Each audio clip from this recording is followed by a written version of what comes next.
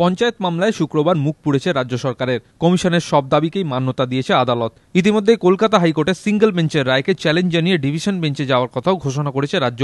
Division বেঞ্চে আইনি লড়াইয়ে কার জয় হবে? অবসরপ্রাপ্ত বিচারপতি ভগবতী প্রসাদ বন্দ্যোপাধ্যায়ের মতে ডিভিশন বেঞ্চও সিঙ্গল বেঞ্চের রায়কেই বহাল রাখবে। আমার মনে হয় ডিভিশন বেঞ্চকে একই অর্ডার দিতে হবে, কারণ দেয়ার ইজ এ চারটে সুপ্রিম কোর্টের রায় আছে এই পয়েন্টে। সেটা কি করে ডিভিশন বেঞ্চ ফ্লাউট করবে?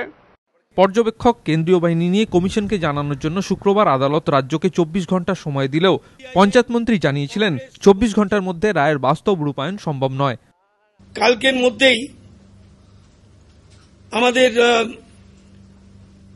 ওনারা যে চাইবেন সেগুলো ব্যবস্থা করতে, যেটা বাস্তবে সম্ভব নয়। একটা হলো যে জাজমেন্ট আজকে দিয়েছেন সেটা যেহেতু কোনো প্রশাসনিক স্তরে সম্ভব নয়, সেটা আমরা ডিভিশন বেঞ্চকে এবং যারা অ্যাপিলেট অথরিটি তাদের কাছে আবেদন করব স্টে দিয়ে। এই প্রসঙ্গে ভগবতী প্রসাদ বন্দ্যোপাধ্যায়ের মন্তব্য, আদালতের নির্দেশ কার্যকর না করা আদালত অবমাননা হিসাবে গণ্য হতে পারে।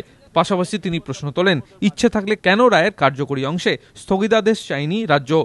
রাজ্য সরকার মনে করে এটা সম্ভব হচ্ছে না, তাহলে ওই অর্ডারের স্থগিতাদেশ চাওয়া উচিত ছিল। অন্তত আজকে শনিবার দিন চিফ জাস্টিসের পারমিশন নিয়ে জজ সাহেবের বাড়িতে যে এই অর্ডারের এই পোর্শনটা স্থগিত চাওয়া উচিত ছিল। এটা মানে টেকনিক্যালি বলা যায় যে আদালতের আদেশটাকে অবমাননা করা হয়েছে।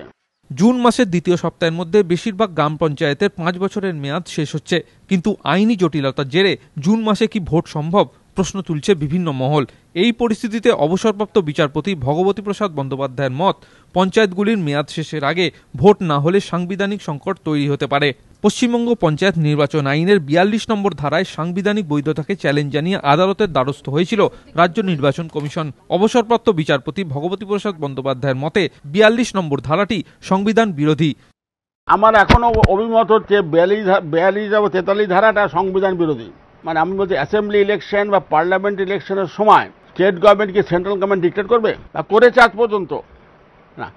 অর্থাৎ 324 না পারে যদি, তাহলে এটাও পারবে না। হাইকোর্টের সিঙ্গল বেঞ্চে পঞ্চায়েত মামলার আইনি লড়াইয়ে জয় হয়েছে রাজ্য নির্বাচন কমিশনের।